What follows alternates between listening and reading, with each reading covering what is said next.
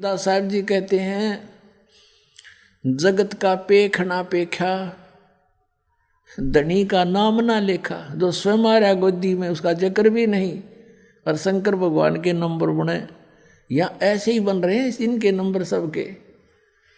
जैसे ये दास श्री कृष्ण जी, विष्णु जी, शंकर भगवान, हनुमान जी और श्याम जी, इन सब के पुजारी थे। जैसे बच्चे ने तो शिक्षा में पास हो जाए वो बहुत बड़ी उपलब्धि मानी जाती है, तो वो पास हो जाते, शुक्र मना करते अपने भगवानों का। फिर रोजगार प्राप्त हुआ, सर्विस लगी, शुक्र मनाया अपने भगवानों का। संतान में हुई, उस शुक्र मनाया इन्हीं भगवानों का। अब पता चला कि ये तो कुछ दे ही नहीं सकते, ये तो पिछले संस्कार फलें थे, एज इट इज था, नो का नो पूर्व निर्धारित जो लिखा हुआ प्रारब्ध था वही मिल रहा था। और उस पूर्ण परमात्मा कबीर जी हमारे संस्कार भी चेंज कर देते हैं, हमारे पाप का नाश करके हमें सुखी कर सकते हैं, दुख का निवारण कर सकते हैं। ये था वो धनी। कहते जगत का पेख ना पेखा, धनी का नाम ना लेखा। जो सब कुछ करता उसका जिक्र भी नहीं था। अब क्या होता है, अब गरीबदास साहिब जी ने परमात्मा के बारे में कैसा चित्रण किया है अपनी अमृतवाणी में, थोड़ा सा ये वर्णन करते हैं। परमात्मा की ये अमर वाणी है पुण्यात्माओं। जैसे यहाँ आए हुए बच्चे जो सो भी गए, छोटे छोटे बेटा बेटियां, उनके ऊपर भी ये वाणी असर कर रही है, उनके अंदर बहुत कुछ प्रक्रिया कर रही है।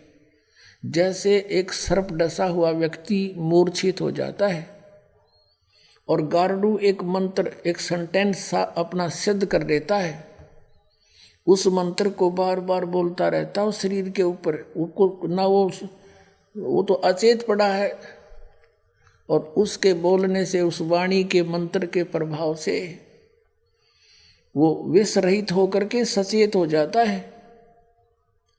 और ये वाणी तो सब सिद्ध है परमात्मा सतपुरुष की।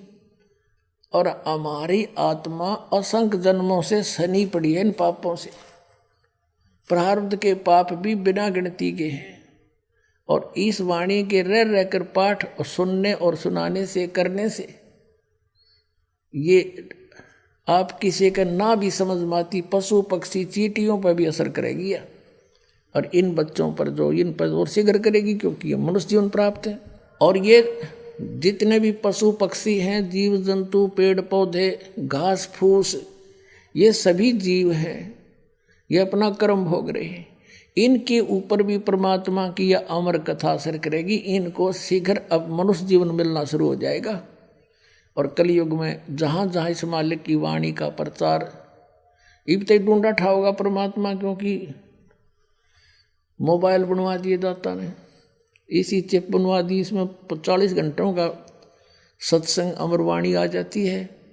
और जहाँ भी कोई बच्चा, जैसे यहाँ देखता है दास कोई बेलदारी कर रहा है अपना, यहाँ कोई सेवा करने आ रहे हैं, मोबाइल चल रहा है, काम कर रहे हैं, खेतों में भी अपने जेब में मोबाइल चल रहा है और काम कर रहे हैं, वाणी वहाँ भी चल रहे हैं, सुन रहे हैं, मंत्र चल रहे हैं।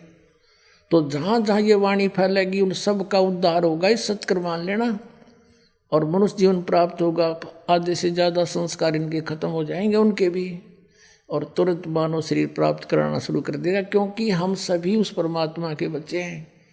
और उस परमात्मा ने सभी के ऊपर रहम है, सभी के उद्धार की चिंता है, किसकी किस प्रकार होगी, किसकी किस प्रकार होगी, वो सब अब परमात्मा ने सारे फार्मूले लगा देने हैं।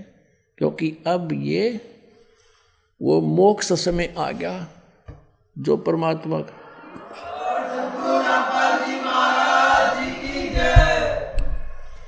तो कहने का भाव दास का ये है कि इस अमरवाणी ने जितनी बार सुना उतना ही थोड़ा।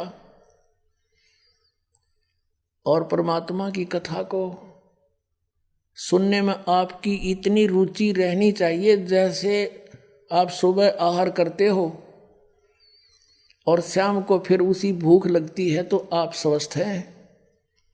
और यदि आपको कुछ अरुचि बनती है भोजन में, तो समझो आपका कोई ना कोई शरीर में रोग स्टार्ट हो गया है। अब उसका इलाज क्या है, उपचार क्या है? भूख ना लगे तो कोई टेबलेट लेनी पड़ेगी, कोई रोग है तो कड़वी औषधि खानी पड़ेगी, तब भूख लगेगी। तो अब ये परमात्मा की कथा वाणी ये दोनों काम करेगी। आत्मा की खुराक भी है और ये रोग नाशक भी है। इसमें जिस व्यक्ति को ये अरुचि होती है कि ये तो कई बार सुन ली, तो समझो उसका कोई पाप कर्म जोर देगा। अब कोई करड़ा पाप आ लिया, तुलसी पिछले पाप तय हरि चर्चा ना भावे, और जैसे जबर के वेग तय भूख बेदा हो जावे। किसी व्यक्ति को मलेरिया जबर हो गया हो और उसको भूख नहीं लगती, काजू किस्मत सेब संतरे रोटी प्रतिदिन जो आहार करते हैं वो भी कड़वी लगती है। रोटी कड़वी नहीं, मनुखा दाख कड़वी नहीं, उस जवर ने उसके शरीर की व्यवस्था इतनी बिगाड़ दी कि स्वादिष्ट वस्तु भी उसको कड़वी लग रही है। उसका ट्रीटमेंट क्या है? कुनीन खानी पड़ेगी, कड़वी जीभ पर बिना रखी जाए इसी कड़वी, और फांकी मारनी पड़ेगी, तब वो जबर उतरेगा। और जबर उतरेगा तो भूख फिर स्टार्ट होएगी, और फिर ऐसी भूख लगेगी, बुखार उतरने के बाद इतनी गजब की भूख लग गया करे, घर के भी नो क्या करें, घनी रोटी ना खावा कदे फिर बीमार हो जा। तो पुण्यात्माओं, प्रथम बार जो सत्संग सुनता है उसने अरुचि सी बनती है, कदे सुना नहीं, कबीर भगवान बताओ, हमने तो ये कदे सुना नहीं। तो ये उसका जबर है, मलेरिया हो रहा है उसका।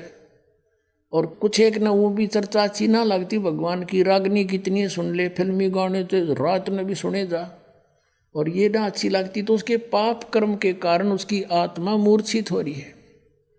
वो ग्रस्त है उस जवर से, पाप के जवर से। और पाप कटेंगे इस अमृत की वाणी, अमृत वाणी के ट्रीटमेंट से। और फिर वो व्यक्ति हिम्मत सी करके ये वचन सुन ले भगवान के सत्संग के, ये फांकी मार ले, और 5-4 सत्संग ना चाहते हुए भी सुन दे। जैसे ये गोलियां कोई खाकर, बट्टी जो खाकर राजी है कोई, पर हंगासा करके खानी पड़ती है, और फिर रंग लाती हैं, बुखार उतार देती हैं। बुखार उतरते ही फिर वो रोटी इतनी स्वादिष्ट लगती है कि सूखी खा जा, सब्जी की भी आवश्यकता नहीं। अपने आत्माओं, ये दास देखता है गांव गांव में, घर घर में जा करके दास ने परमात्मा के ये अमृत वचन सुनाए। पहले तो परिवार का एक सदस्य किसी के कहने से दास के पास आया, फिर पाठ रखवाया। घर जाते थे तो घर वाले उनके सारे नो कड़वे कड़वे देखा करते, यू कौन आ गया, यू क्या करेंगे फंड हमारे घर पे।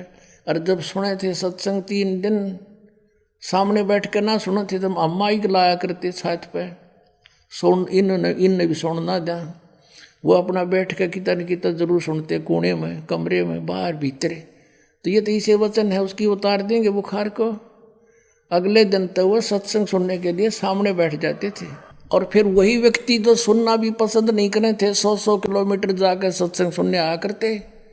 वह भूख जागी उनके, वह पाप कट गए, वह बुखार उतर गया पाप कर्मों का। इस वाणी में इतनी प्रबल शक्ति है, भगवान की वाणी है, कबीर भगवान की गॉड गिवन है, गरीबदास जी को दी उन्होंने, आगे लिखवाई भगवान का दिया हुआ, ये वो मंत्रित ग्रंथ है।